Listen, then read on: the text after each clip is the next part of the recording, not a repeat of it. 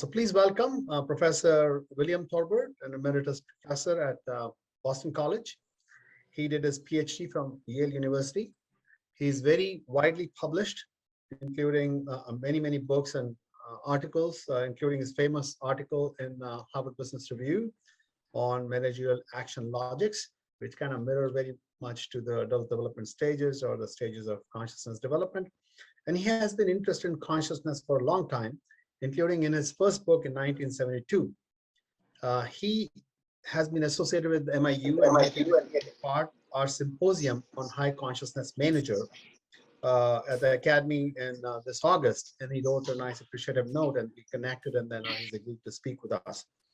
And he has written a recent biographical kind of book called Numbskull, which is kind of the basis for his talk today. And he would like a conversation here with MIU students and faculty, and that was his wish. So we have this going on here. As I said, he has a long association with MIU when he came here in 1998. But I will invite Dr. Dennis Heaton to welcome him and say a few words about this past association. Dr. Heaton is the Dean of the Business School at MIU. Dr. Heaton, go ahead, please. Thank you. Hello, everybody. If there's some students there who don't know me, I'm Professor of Management and Dean of the College of Business. And Bill Torbert wrote to Anil after a conference at the Academy of Management and introduced his book about integrating postcognitive consciousness with timely transforming action through a new kind of social science that interweaves quantitative, qualitative, and action research. As my doctoral students know, we at MIU have been following the work of Dr. Torbert for some years, as both his work and ours explored the development of higher consciousness and what that could mean for management, theory, practice, and research. In the 1990s, a book, Transcendence and Mature Thought in Adulthood, The Further Reaches of Adult Development, contained a chapter by Torbert and a chapter by Skip Alexander and myself. And both chapters presented findings about promoting mature stages of psychological development through university education. When Skip Alexander passed away, Bill attended a conference event at MIU. He spoke here and published a paper, A Developmental Approach to Social Science, a model for analyzing Charles Alexander's scientific contributions. Bill, I reread that paper last night after 20 years. I notice now your words, opening a conversation with us, with our university, and I want that conversation to continue after today. I appreciate that your paper then raised some questions for our venture at MIU. Here's a quote from your paper. To what degree and in what ways is the community engaged in single, double, or triple loop second-person research practice with one another as they continue to co-create it? You also asked to what extent our community invites inquiry rather than unquestioned hierarchical authority. Looking at these questions again today, I have this response from my personal perspective as someone who's been a faculty member throughout the past 3 decades. As individuals, we are continuing to grow, to evolve, and now our organizational practices are evolving too. Just this week in our College of Business, we were discussing how appreciative inquiry enlivens students, and we were practicing action inquiry by reviewing what we were trying to achieve and how we can adapt our actions for more effective results. Finally, I reflect on your question about inquiry rather than authority. As a consciousness-based university, we are committed to exploring the authoritative legacy from our founder, Maharishi Mahesh Yogi, and being a space that respects each person's personal journey and meaning making. I am confident that our university will maintain this ironic balance and be a liberating structure. Dear students and colleagues, MIU is very happy to welcome today Dr. Bill Torbert. Well, great to be here. And Go ahead. I had not, I must confess, I don't know quite why, but I had not assumed that I was going to talk at you at all, but that we would get engaged in a conversation right away. And I try to respond to your questions.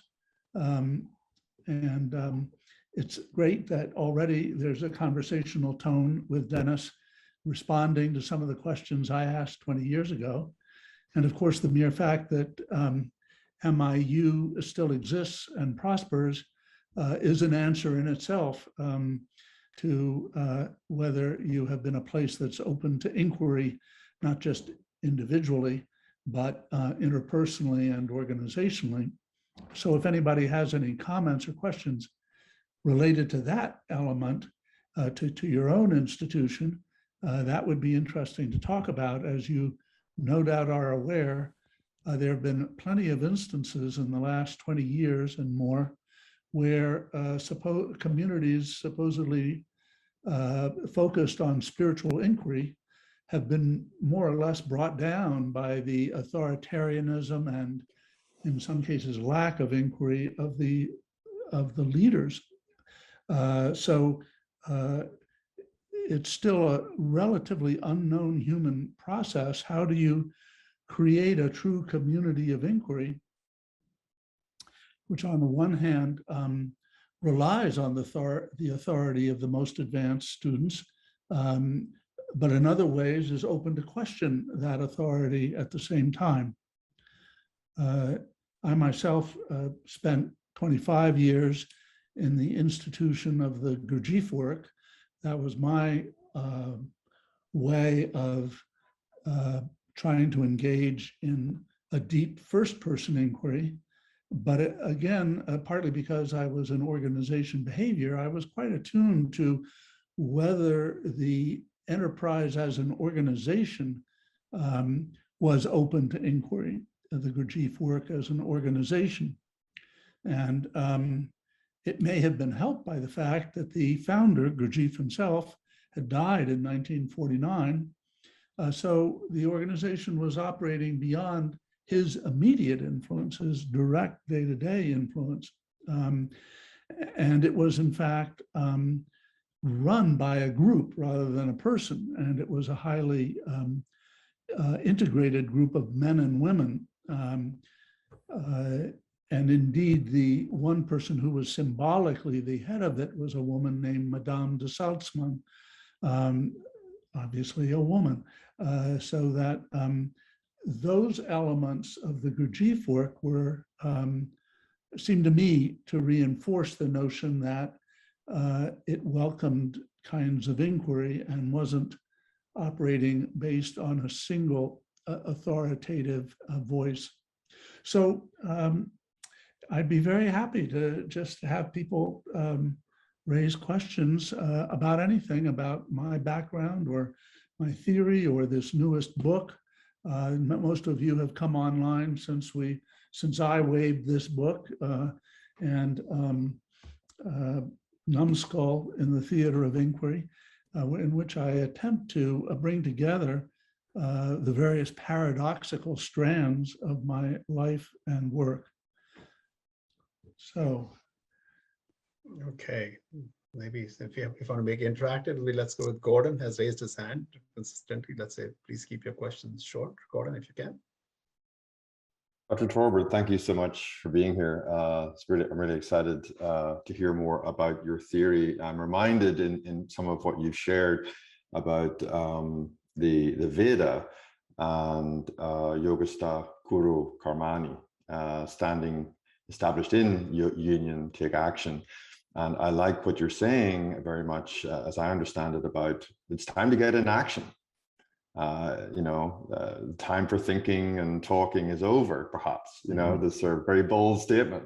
So I would like your comments around action as it relates to the management, or perhaps better said, leadership context we're now moving into in the 21st century. And specifically, if you have time, I'm very interested in the research topic of invincibility and how we create inner peace in our organizations. So if that is a suitable question, maybe you could address some comments there. Thank you.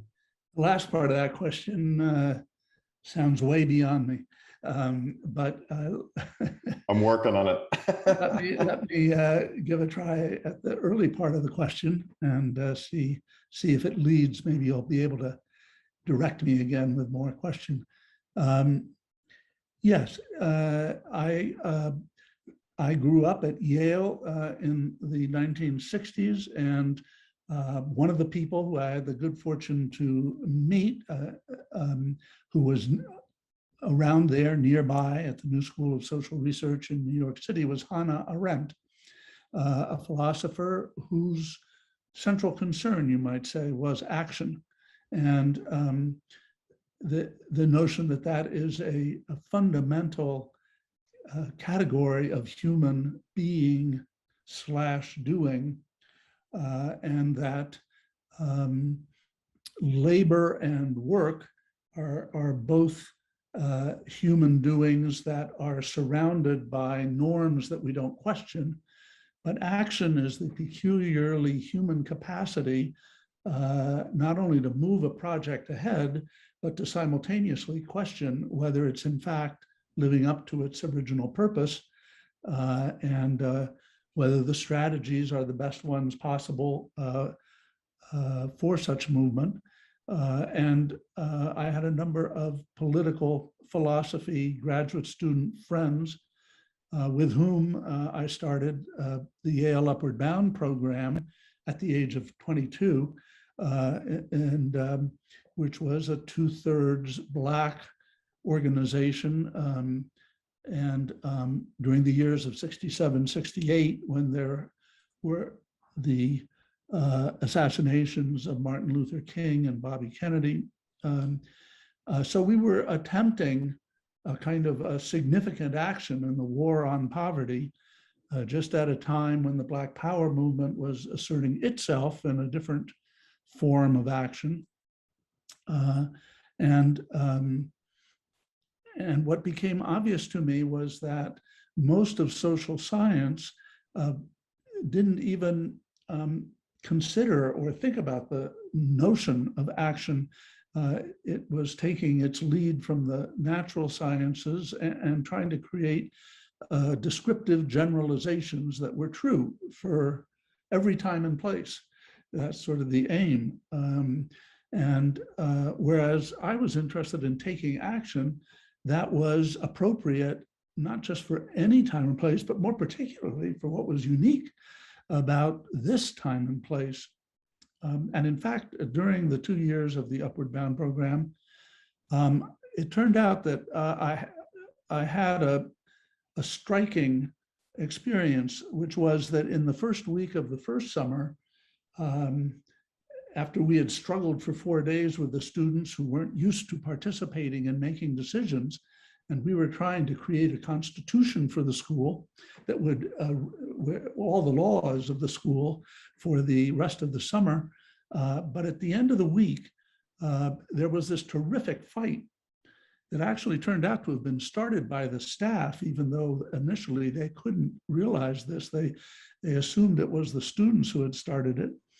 And we had an enormously tension-filled meeting of the entire school, in which we were fortunate enough, through the action of a number of people, including myself, to resolve this fight. But the second summer, we again went through the first week, and we again had a fight at the end of the first week, not a physical fight this time. Are we doing okay? Are people able to hear me? We've just yeah, okay. So we had a fight the second summer, which was only verbal. It wasn't physical, but it was the whole community again.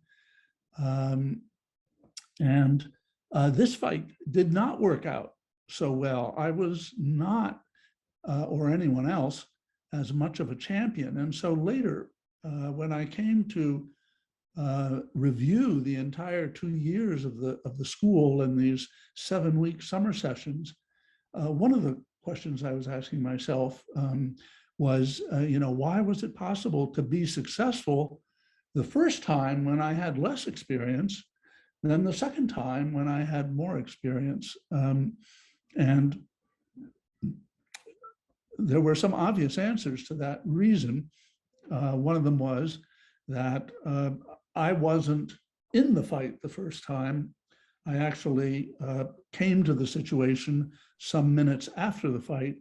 And so I was a somewhat disinterested observer the first time, whereas the second time I was the central representative on one side of the fight.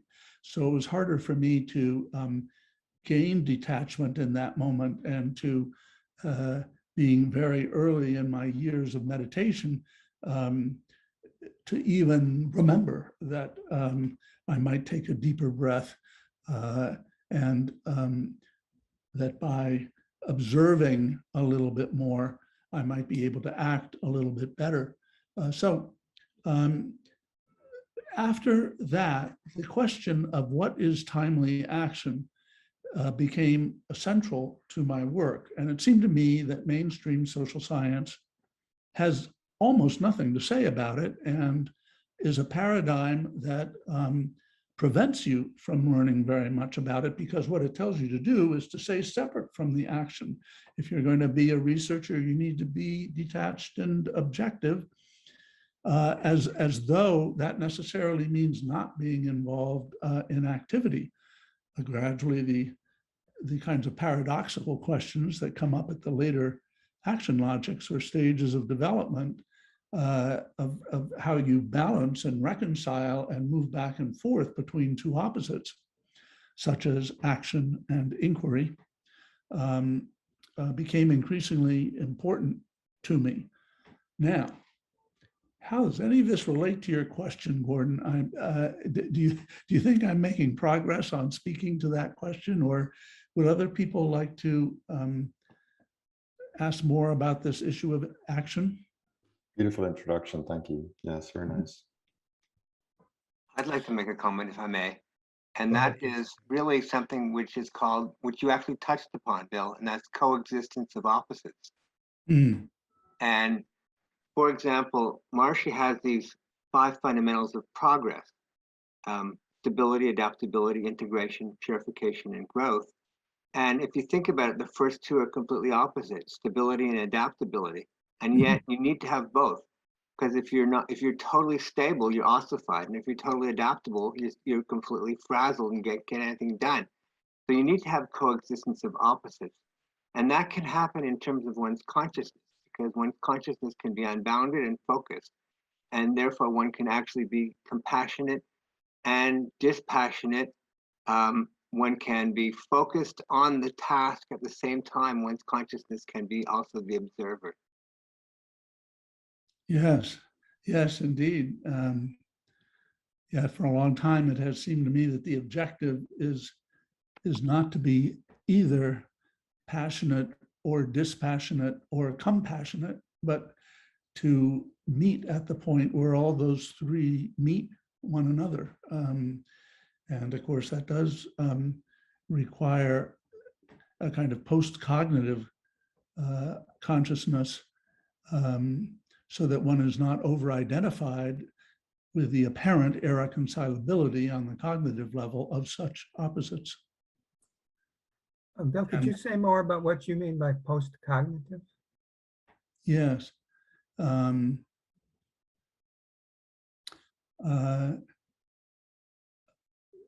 As I first kind of discovered in that early 1972 book, Learning from Experience Toward Consciousness, I have believed that there are 4 fundamental territories of experience: the outside world, our own behavior as we experience it from within, because your behavior is the outside world to me, but my behavior is a funny combination of inside world and also outside world. I can see my hand, but I can also feel the sensation within it. So those are 2 territories of experience, and then thought, and then I posited beyond that a postcognitive consciousness, a consciousness that could see thought itself and my own behavior and the outside world all at once. And I've come to realize that I've worked with this idea of the 4 territories of experience my whole life, and it's one that I come back to all the time in conversations like this and in other actions to try to see how connected am I with these 4 territories of experience. Ultimately, of course, they all are integrated with one another, but we usually at first experience them separately. And so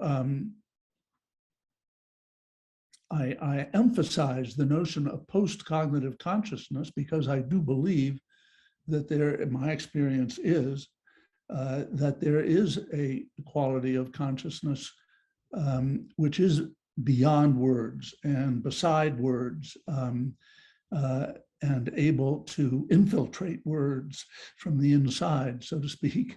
And in recent times, I've come to realize that these 4 territories of experience are really profoundly different from the ontology we in the West typically share, so that people are either, they're monists, they're realists, only the outside world is real, or they're idealists only, and of course most Westerners conflate the word consciousness and thought. So it's all mind. There's those kind of monists, and then there are the dualists who say both are true, mind and matter, but we don't know how they connect. And recently there's a group of people who call themselves twofold monists, meaning that they believe there's an underlying single reality, underlying, I would say, all 4 territories of experience, and we may come to know it, but we don't yet. And so in my mind, all of that is tremendously insufficient for recognizing how one can act well in a moment where one needs to be in touch with all 4 of these territories. So I'm beginning to call them fourfold awareness. Now, I've advocated for why I use the term postcognitive consciousness. Does it make sense to you? Oh, yes. Very clear, because you're distinguishing consciousness from mind and from thinking and from language.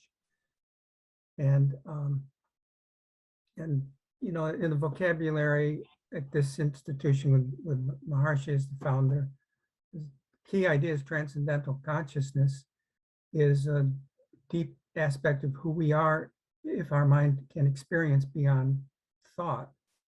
And we have this kind of liberating experience and also ability to witness ourselves. Right.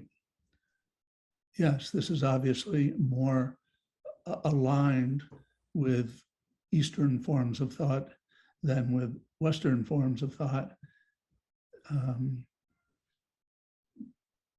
But there's a wonderful statement by Charles Olson, the poet and head of Black Mountain College, that strange institution that everybody ought to be fascinated by, that existed between the 1930s and the 1950s in rural North Carolina.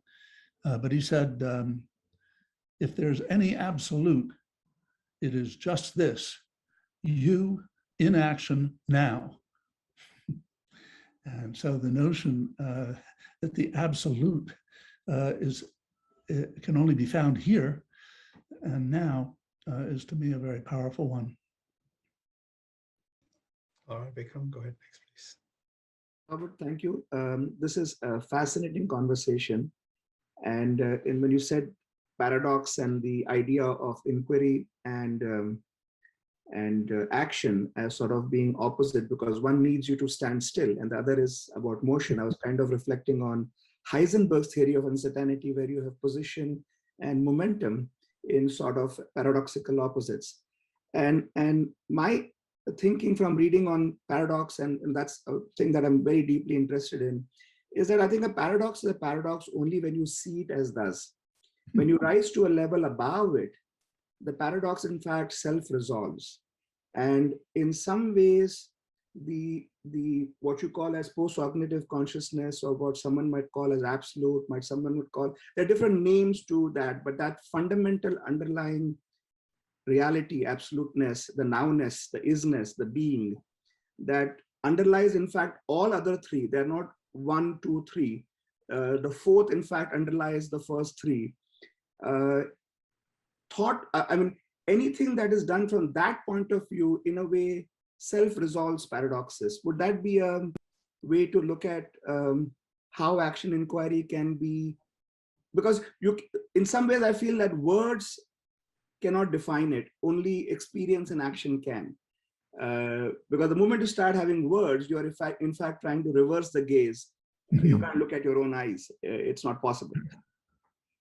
Well, I think that's right, although I think it's possible to use words to describe a specific situation and show how what begins as an apparent paradox gets resolved by a group or by an individual. So I think words can help us touch the edges of that process. But right, to just spend time abstractly discussing the possibility of resolving such paradoxes is not very useful. It doesn't go terribly far. Now, I mean, maybe I will interrupt the questions here to make a different statement that I think might help us move along. And of course, most of you, all of you, no doubt, are very engaged with developmental theory. And that's how I first came to know Skip, because we were both engaged in the use of developmental theory. And I just want to say that, one of the reasons I have become so attached to developmental theory is because it is a theory of timing. So it claims to be a general theory at the first level, and we can find statistical results that support the theory, so that I did one study over the course of a decade showing that of 10 CEOs in organizations that I and some other people were consulting to, only the 5 that were measured at the transforming action logic succeeded in helping their organizations transform, often more than once. We stayed a long time with most of these organizations, like 3 or 4 years. And that the earlier action logic CEOs didn't have either the flexibility or the sense of continuity to accomplish that. But I also think that you can go beyond using developmental theory in a general way to characterize a given person's overall center of gravity and how they think and act. You can also look at very specific small situations and see how they develop. So in a sense, this developmental theory, the way I understand it, is a fractal theory. The closer you look at something, another level of developmental dynamics is revealed. And so I ended up using the theory a number of times. I tell about 1 or 2 of them in the Numbskull book, to plan, let's say, between 2 weekly meetings of an organization, and to think about where are we developmentally, and what is the next step, and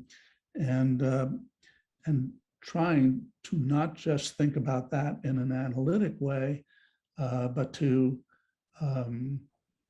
still myself and not still my thoughts entirely, but allow the thoughts to sort of pass through me like a waterfall.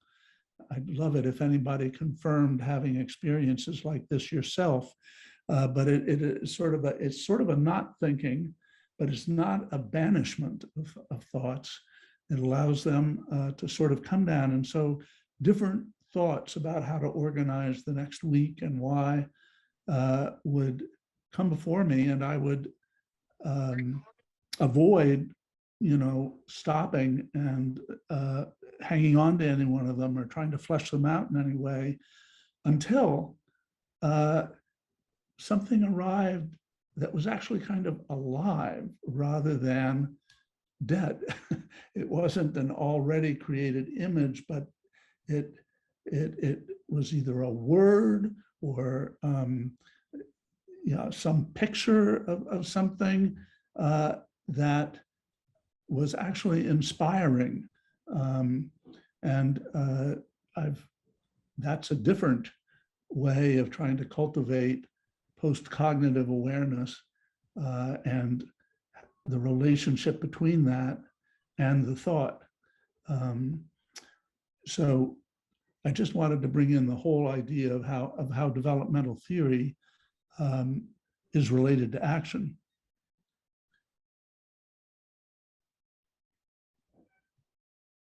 Okay, anyone else? Other question? Please post in the chat or raise your hand. Meanwhile, I would like to just stay with this thought. I'm reading Bob Quinn's book on positive organization, and he presented at our conference a couple of months ago. And then he brought in this idea of sort of not being on the other side of positive deviancy, so focusing on the positive deviancy from the normal as against deficit reduction. Right. And then I'm reading that book, and he talks also about trusting the emergent future. And obviously, Otto Scharmer talks about trusting the emergent future. And you're talking about that something comes alive to you. And a lot of it is very much congruent with what Maharishi would say, effortless effort, like them, something comes to you, just accept spontaneous things. So there seems to be big convergence in this way. That's, probably anything and thoughts about all these other folks and how it works with development. So 7 stages versus positive versus normal and all that stuff, and U theory, etc. Yeah, well, I think there is. Otto's work, there's a growing number of organizations that are supporting these fundamental ideas. So it is becoming, I find the diamond work is very much inspired by similar understandings. So I see a number of communities of inquiry evolving that are mutually compatible, and that maybe help in the next generation will help a larger and larger part of the population to realize why they might want to engage themselves with some of these kind of organizations, fundamental organizations of adult development, which we have not been familiar with in the world. So that's a sort of hopeful idea, a community of inquiry that's not just a community of intellectual inquiry, but of existential inquiry and inquiry in the midst of action. And it's harder to see usually how universities are in action, since they've represented more generally the ivory tower or detached thought and research. But in the last 10 years and today, the university system is in incredible crisis, so very rapidly. And so the idea that we need to study action, not just descriptive research results, may be becoming, may be ready to explode as a necessary element of universities continuing to attract the commitment of both faculty and students. So I had a question particularly about how you would see in the way that you think about doing research on it, or the hierarchies that you described in some of your writing, where you research managers. How would you think about the current situation in society in which there are people on all sides of any dialogue that have very entrenched views about reality right now? And it's particularly bubbled up to the surface, you know, that we're seeing all of these, this is the way it should be, and this is the way, and you see it played out in Congress especially, but everybody is expressing these views. Not everybody, but many people are. And I'm wondering how you see that in a structured sort of way, or a way that it can be researched or understood better. Right. Well, That's a big one, but I think That's about the- the collective. That's where my research is, on the collective level. So I'm trying to play with those concepts. Yes, and I have the least experience at that collective level in terms of somehow giving me any authority to speak about it. But and I am equally at sea. You know, I mean, I now, days don't go by when I don't ask, what's the relevance of everything you're doing, Bill, to this larger situation that is both national and global. And, you know, I mean, I only know or can say kind of obvious things that other people say.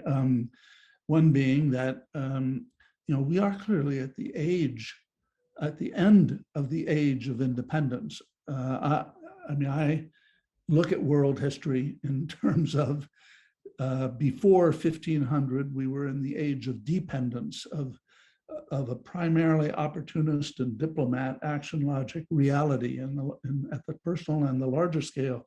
Since 1500, we've been in the so-called age of enlightenment, but I would call it the independent age, the age when the individual is the highest good. And we are entering an age which I call the interindependent age, not just interdependent, because you can be codependent and you're interdependent, and you can have a contractual interdependence, which is really more independent. You agree to work together as long as it makes sense to each of you. And then there's the possibility of interindependence, which would be covenantal in nature. It's in the service of a shared vision, and it has to include the commitment to self and mutual criticism throughout the process. And so maybe some of these phrases would suggest ways of creating situations where people were exposed intentionally to people with different points of view, rather than what's going on now with our social media, which reinforce people seeing people who agree with them. So what would it be like to create social media that bring together people, not necessarily who are enemies, but who are just from completely different life beginnings, instead of, you know, who can be my soulmate because they're like me through one of these dating processes. What about creating groups of four that come from different parts of the world, you know, and hold fundamentally different views, but who have all said, I want to meet with 3 other people that are really different from me, and I'm committing to doing so once every 6 weeks for a year. So it, now I don't, you know, so it doesn't sound like something that Facebook could make a lot of money off of right away. But I like that interindependence. I think that that's a really That's very interesting. I mean, when I'm thinking about it, just a lot of things, start bubbling up in thinking about how does that work, and how is that creating itself? Absolutely. Yeah, glad you like it. I'm Yeah. trying to get people to see what a brilliant phrase that is. I mean, it sort of unlocks different things in one's mind, I think. Yeah. Yeah. It's great. Thank So you. there's a beginning. Yeah, good.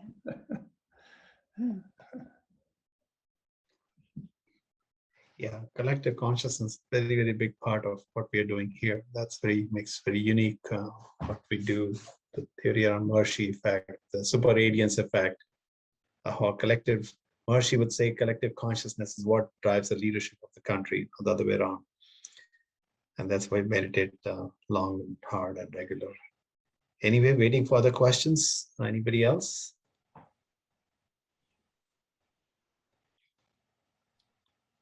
Yeah, I have one question. It appears that not only the authorities, but also because of the peculiar situation at this time, a spirit of inquiry or a question can be shut down, not only by the authorities, but also by big tech, big pharma, and mainstream media. What is your view about it?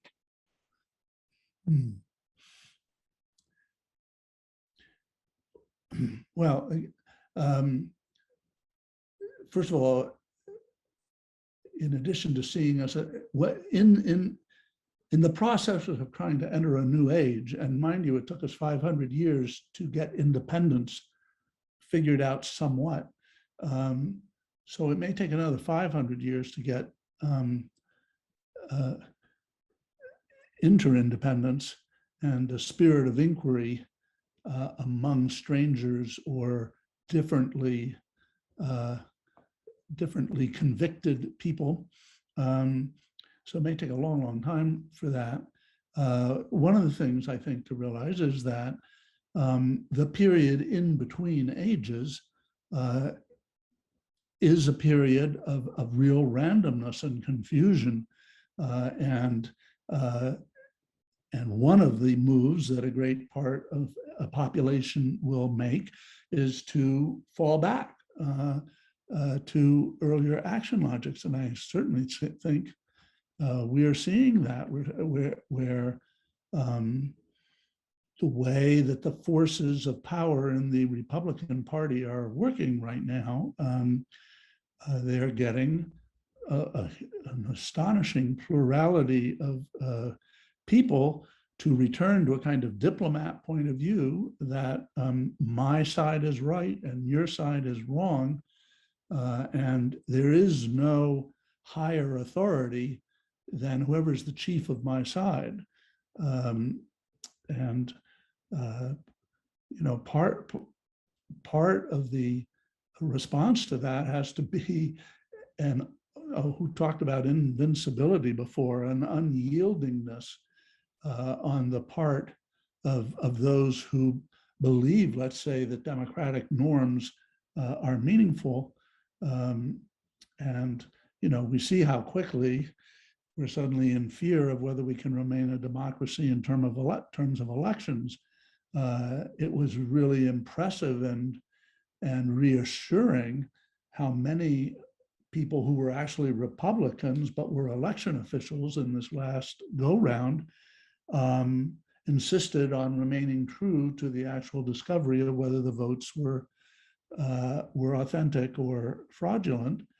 But now those people are beginning to quit because they're being subjected to so many death threats and such criticism in front of their family's home, and you worry about your children. So we should worry about our children if we don't correct this also. But so I think recognizing that tendency towards fallback is important. And as has been said in terms of the vaccine, that people will be persuaded mostly by people who are close to them. The family plays potentially a significant role. We have so many families that are split between political extremes.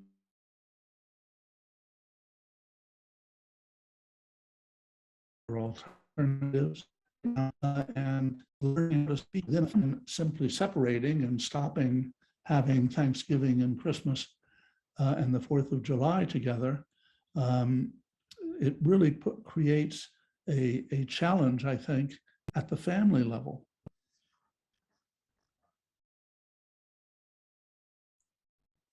Bill, I really appreciate your comment about the uncertainty that people experience during a time of change, leaving one age, coming into another age. There's a vocabulary that Maharishi started using back in the 1970s. He used the word phase transition, which is also a phenomenon in physics, that there's some shaking that goes on between one quantum state and another quantum state, and that we would see this in the collective consciousness. And we keep our eye on where it's headed in terms of an evolutionary direction. What is the emerging future that we want to see manifested, and that we celebrate its arrival and live and push into that emerging reality. And I think in that regard, what you also said about the convergence of so many movements or communities of practice is something we want to enjoy in our PhD program in management. I hope that we can have another conversation with you again in a PhD class. Would you be open to that? Sure. Appreciate that. Thanks so much. Okay, Sriman, you go next. You have a question? Yeah, thank you, Dr. Torbert, for sharing your thoughts. And while we were discussing about the societal aspects of this, how do you, what's your, feeling in terms of translation of this into the corporate aspects of it? Because we see a lot of ambiguity, uncertainty, and various other elements coming in, particularly over the last 2 years, and partly because of pandemic and partly because of the various other elements which you mentioned. So what are your thoughts on some of these things? Well, the economic model that has driven late stage capitalism is one in which you pay no attention to the externalities that are created by the business process. Your aim is to make a profit, and you try to use materials as economically as possible in doing that, but you don't count at the costs that other than the direct costs of hiring people and getting materials. So, and similarly, up through the achiever action logic and development, one is also working under the assumption that the existing norms and statements of purpose are legitimate and do not require questioning.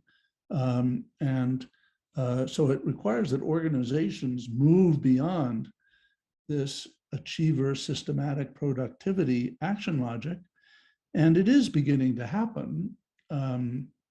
But we see how back and forth it is, and how ExxonMobil does all the research to show the terrible economic climatological effects of their work, and then hides that research for 20 years from public view. So it is very hard to get businesses to see that it will be in their own self-interest to take environmental effects into account. But of course, now it's becoming absolutely undeniable. I mean, the California electrical grid is being destroyed, and the company is becoming much hated by the populace of California because of the inadequate preparation they made for this kind of eventuality of constant fires. But of course, none of us have properly prepared for the floods in the south and the hurricanes and the fires in the west. And this, we can see, this is only going to continue. So it is, becoming clearer and clearer. But it's also the case that, I had often experiences of this when I was actively consulting. If a part of an organization becomes much more effective and makes much bigger profits because they have taken the human resources more seriously and helped people develop, and have taken their clients more seriously and have taken their other stakeholders more seriously, often the rest of the organization doesn't respond by imitating it. It responds by trying to kill it off. It's a kind of combination of jealousy, of denying that there could be anything different from what we're doing now that could really be significantly more effective. So it's like not believing the reality in front of you. And the need for the innovative part of an organization or a process to not go ahead as fast as it can go, but rather constantly ask how it can bring along the people in the organization or outside the organization that are not positive about this change. Usually the lead group gets separated out from the rest of the organization, and often doesn't fare very well, or has to go and start again. And I myself found that when I went to SMU University for 2 years and then Harvard for 4 after being at Yale, that when we tried to innovate within those settings, the university as a whole was a huge drag on these kinds of innovation, even though it brought dollars, it brought more money to the university. And part of it was because people said to themselves, I don't have those skills. I don't know how to do that. I'm going to be fired if we go in that direction. So let me oppose that direction. And it wasn't until I got to Boston College and had 2 young twins and a wife and needed to keep a job that I got really serious about how the senior part of the university was reacting to my wonderful, innovative, new, action-oriented MBA program that I was creating with the few faculty who got excited with me about it, and which within a couple of years brought the school from below the top 100 to the top 29, even though we had no doctoral program. All of that I recognized was unlikely to remain unless I was cultivating the senior members of the administration, the president and the executive vice president and the academic vice president, because they were going to learn that strange things were happening over here. And so I was very proud of the fact that I got the president, who had he was quite skeptical about me and my plans at the school. I wasn't Catholic, I wasn't Italian, I wasn't Irish. These had all been central parts of being at Boston College. But I did invite him to come and talk to our MBA program about the history of the Jesuits every year. And through that process, he became quite positive about what we were doing. I repeatedly talked about how the Jesuit aims of meditation and action were very coherent with what I was trying to bring to the MBA program. So it had taken me several jobs before I recognized the importance of this. All right, Dr. Torbert. Thank you, Professor. You're welcome. Hi, Dr. Torbert. I just wanted to kind of follow up with what you were saying. It kind of sparked some thoughts of mine. And so I'm Christopher. I'm from the PhD program, and I'm in a process where I'm working on my dissertation. And my dissertation topic actually kind of goes with the story that you just told us. And so the topic is based on transformational leadership, and trying to see if there's a synergy effect with it. And so kind of what you were showing, how if there could be somebody kind of like in a mid-level position or a low-level position, they could be a transformational leader. However, if the person at the top doesn't really recognize that that person as a leader or what have you, then that person may get killed off or whatever, or the ideas or whatever. And so I'm trying to show in my research that if there's I guess like a survey or what have you that could be done at organizations to show that, hey, we have these transformational leaders, we have like 5 transformational leaders, what kind of a synergy effect could be created by letting them, you know, work together versus just the traditional transformational leadership setup is where you have the transformational leadership hierarchy, that person's at the top and he's kind of leading a group. And so I thought what you just mentioned was pretty interesting based on my research topic.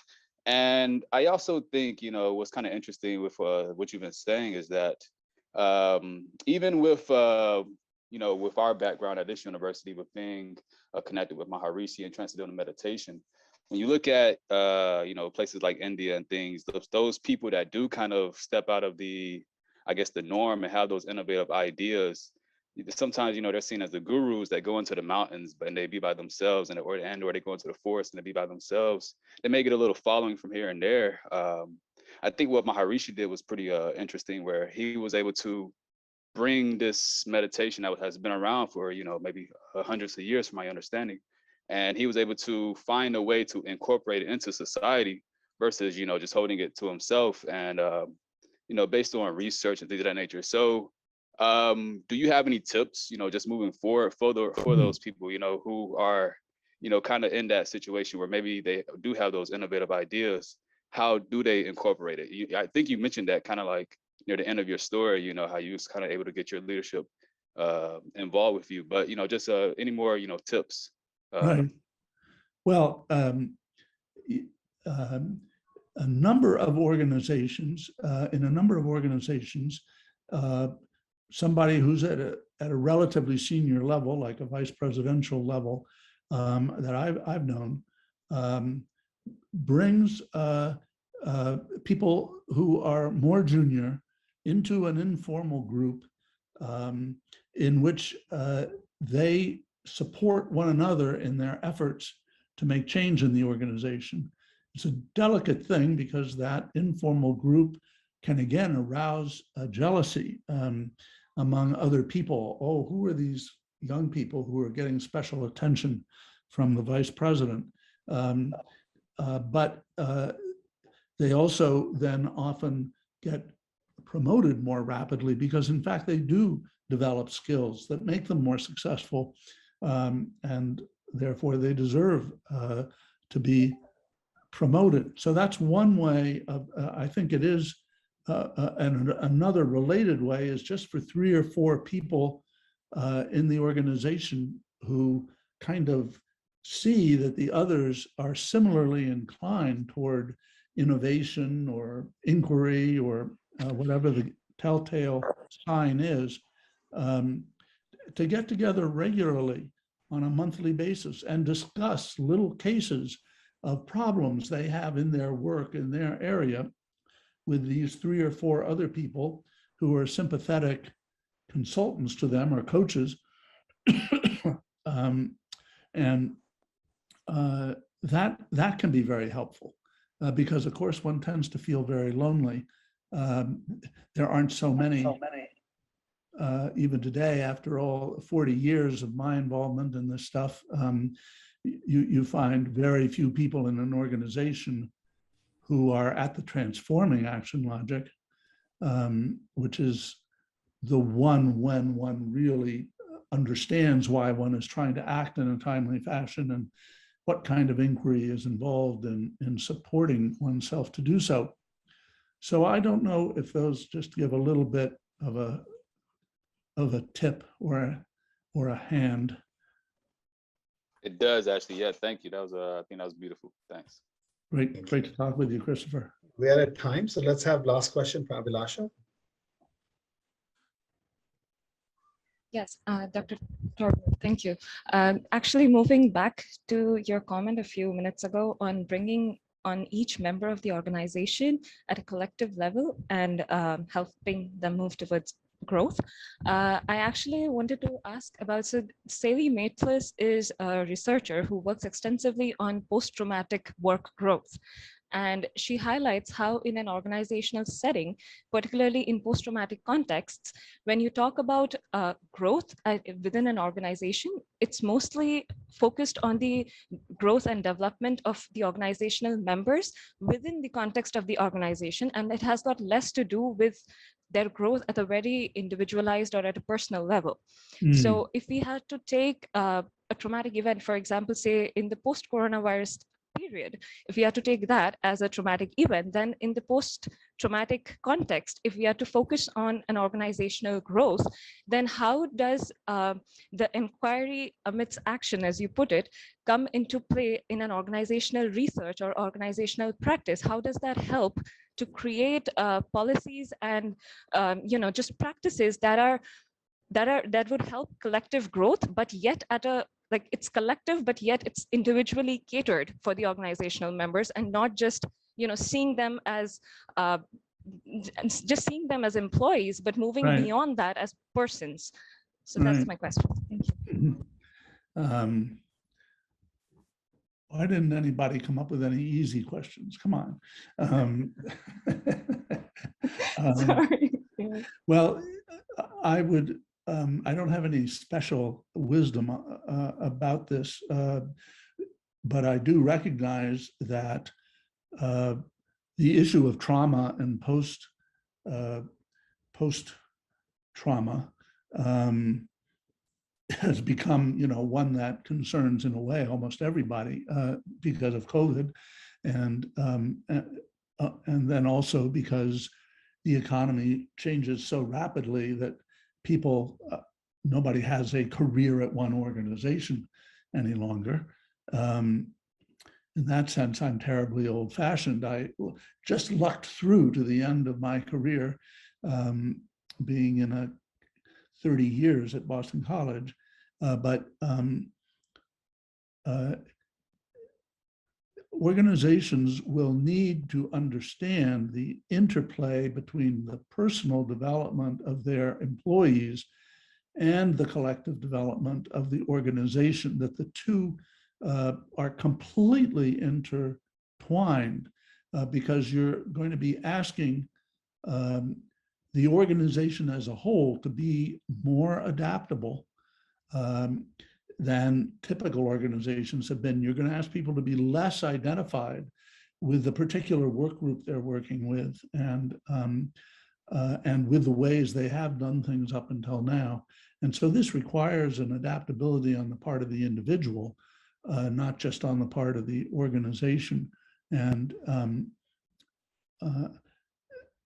organizations really don't know how to support developmental change. The word transformation is used constantly in organizations today, but really nobody knows how to do it, partly because nobody can identify exactly what is it that is transformational. And that's, again, a big help of the developmental theory. It gives quite precise feedback about what your developmental capacities are right now and what is the next larger arena that you could develop yourself. And similarly for the organization, there's a theory of organizational stages, which we haven't talked about today, but that is parallel to the individual development.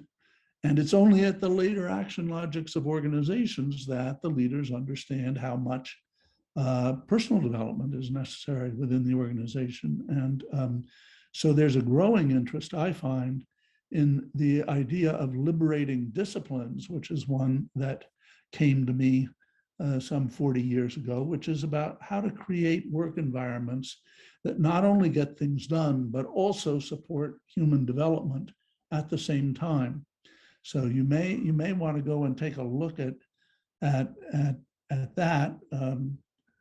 There was a 1978 Journal of Higher Education article. Actually, what you should do is you should email me, and then I will send you, an attachment with that article. My email is torbert@bc.edu.